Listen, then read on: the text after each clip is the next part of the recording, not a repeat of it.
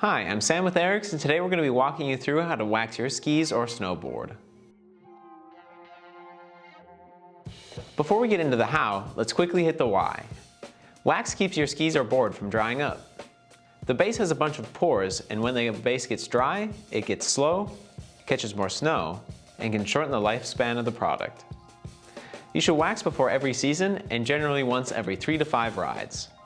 It's also a good idea to wax at the end of the season to keep your skis or board fresh. Check out our in-depth video about storage here.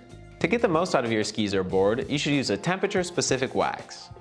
Wax comes in a wide range for different temperature and conditions, so picking the right one can seem tricky.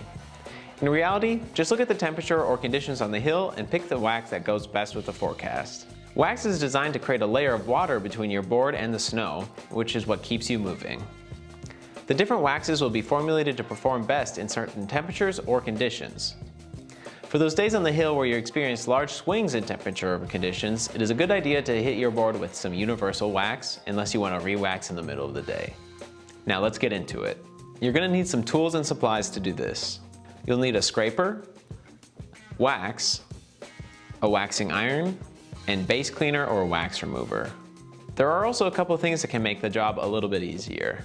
Those are snowboard vices, a brass or bronze brush, a horsehair or synthetic brush, and a Scotch-Brite pad. Pro tip, if you have pledge polish, you can use it as the final step to really shine up the top of your board or skis. Please note, we'll be showing this process with a snowboard, but the steps are the same for skis. Before we begin with the waxing, it's a good idea to check the edges for any rust or damage. If you find light rust, hit the edges with a gummy stone to clean it off. Rust can ruin your product over time, and this is a good way to stay ahead of it and prolong the life of your skis or snowboard. First, if you have them, lay out your board or skis on a vise or a flat surface. Now, scrape the board to remove any old wax. Apply wax remover to a rag and wipe it all across the board.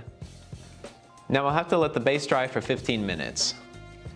After the base is dry, you want to go ahead and brush it with your brass or bronze brush. You want to make sure to use overlapping strokes here. Next, wipe off the board to get rid of any debris and start warming up your iron. Next, we're going to crayon on the wax from tip to tail. To do this, you want to touch the wax to the iron and then rub it onto the base like a crayon. Make sure to get all the way across. Now we're going to iron the wax into the board. You want to make sure to keep the iron constantly moving to not burn the base, and use overlapping strokes to not miss a spot. You should feel some warmth coming through the top sheet by the end of this. Now we gotta let the board cool down for about 30 minutes. To remove the excess wax, we're gonna use a scraper. And again, we're gonna wanna use overlapping strokes here to make sure we don't miss anything. Scrape until there's no longer wax coming off the board. Now we're gonna brush again, this time with our synthetic brush. Buff the board with a Scotch-Brite pad, and use the notch on the scraper to clean up the edges. Finally, you can flip the board over, and this is where that pledge spray comes in if you have it. Spray it on and wipe it off to really shine up the top sheet. And that's it! Your skis or snowboard are ready to hit the slopes and perform at their best.